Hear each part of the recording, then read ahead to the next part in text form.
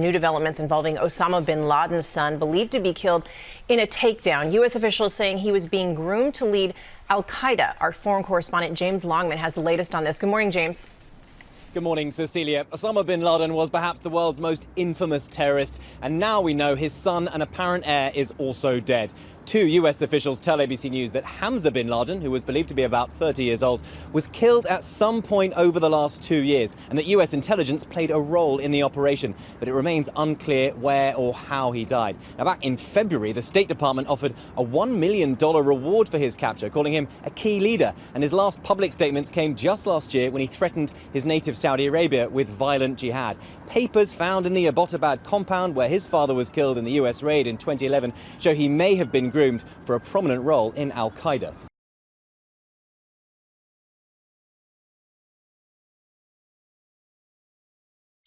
The U.S. ambassador to Germany has criticized Angela Merkel's government for refusing to join a naval mission in the Gulf. The U.S. has asked its allies to help protect vessels as they pass through the Strait of Hormuz, a proposal the British government has agreed to. But Germany's foreign ministry has rejected that request, saying that priority should be given to diplomatic efforts and to de-escalating the situation. Richard Grenell, the U.S. ambassador, said Germany's economic strength brings with it responsibility to act. Here's how Germany's foreign minister, Heiko Maas, justified his position. The German government will not participate in the sea mission proposed and planned by the United States. We are in close agreement with our French partners in this regard. We think the strategy of maximum pressure is wrong. We do not want a military escalation. We will continue to work with diplomacy.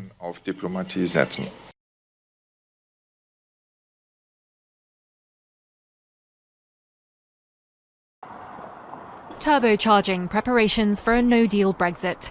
The government has poured in an extra £2.1 billion in funding, in addition to the £4.2 billion already allocated in 2016.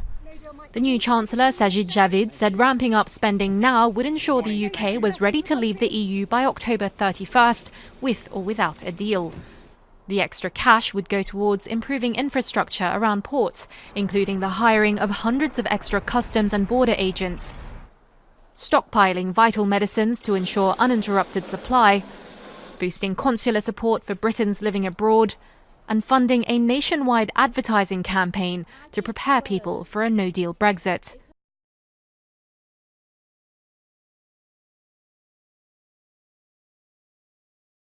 Zimbabwe, which is facing acute electricity supply caused by low generation capacity at the country's main power stations in Hwange and Kariba, has been forced to implement a tight load shedding schedule that has seen some places going for up to 18 hours without power. In a bid to alleviate these power shortages, Zimbabwe has begun implementing various mitigatory measures, which include allowing exporting mining companies to pay their electricity bills in foreign currency and incentivizing the use of renewable and clean energies like solar power. Last week, the Zimbabwean government issued 4 licenses for independent power producers in the solar sector and has also started sourcing additional power from the Southern African Power Pool. ZESA is now accessing 300 megawatts during off-peak hours.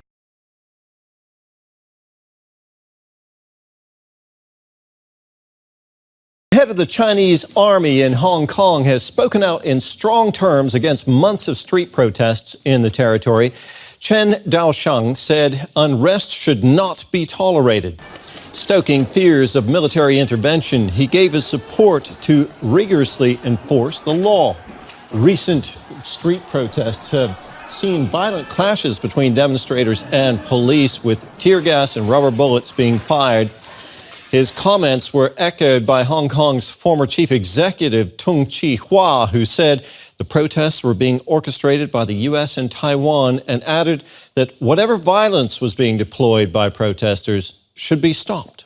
We will never allow the small number of people to take advantage of the tolerance of the society and the government and use violent means to hurt economic and social order in Hong Kong and damage the relationship between the central government and the Hong Kong Special Administration Government.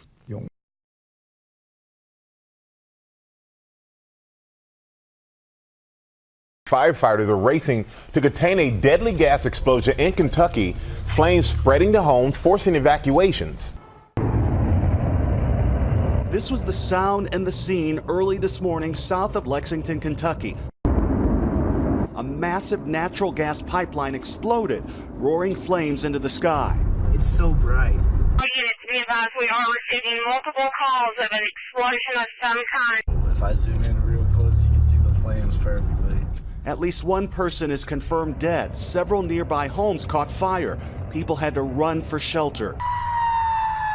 Authorities are still investigating how this happened, but their initial reports show that a 30-inch natural gas pipeline somehow ruptured. The fire shot up 300 feet in the sky. The fireball was so big it showed up on the weather radar.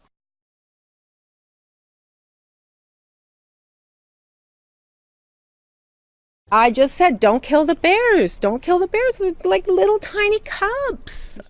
Susan Flint and her neighbor, Tony Facine, heard some commotion. My kids were outside and there's people running around with shotguns. Conservation officers were trying to catch a family of bears that had become too comfortable in the neighborhood. Flint, Facine, and another neighbor are accused of getting right in between conservation officers and the bears.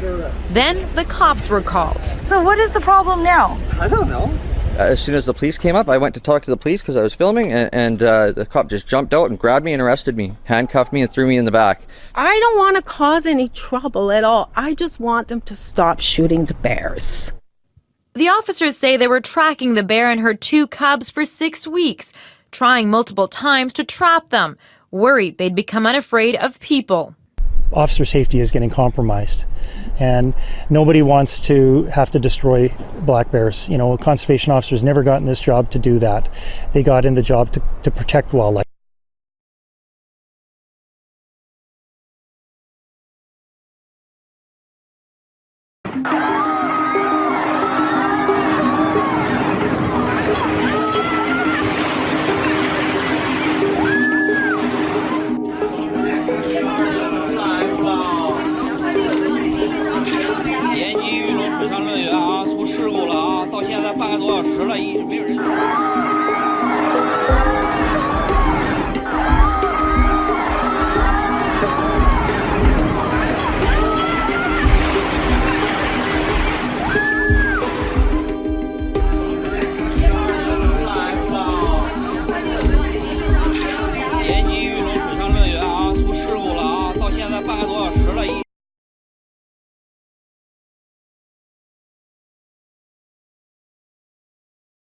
Then the water is really flowing very, very fast. Have you ever seen it like this? Yeah, occasionally in the winter, but it's usually fairly short and doesn't last very long. I've not seen it this sustained for this long. Simon, I'll let you go. Stay safe. Thank you. Thank you. That's Simon. Cheers, thanks. That's Simon Perry joining, and I'm joined in the studio by our correspondent Sarah Campbell. The helicopter, as we see it, just arrived, and they are remarkable pictures, just showing the water pressure that there is, and that dam, well, all eyes are on that at the moment. Yeah, absolutely. I mean, the emergency services have been looking at the dam there, the Toddbrook Reservoir, since that hole appeared sometime over the last few hours, and obviously to do with the heavy rain that this area has experienced over the last couple of days. And just in the last sort of hour and a half, the Environment Agency, first of all, issued a severe flooding threat to life, it's called. So obviously that's like the most serious situation.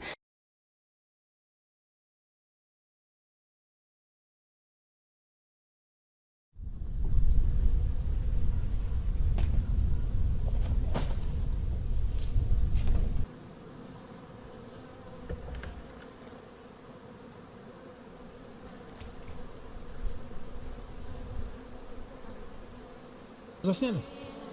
Так, сюда. Здесь стоит. Ну. Инсектициды, запрещенные в Европе, хлынули к нам, в Россию.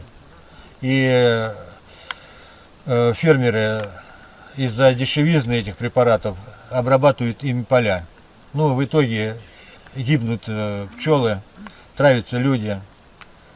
Ну, кто-то должен, конечно, за это отвечать, но я не знаю, ответит ли.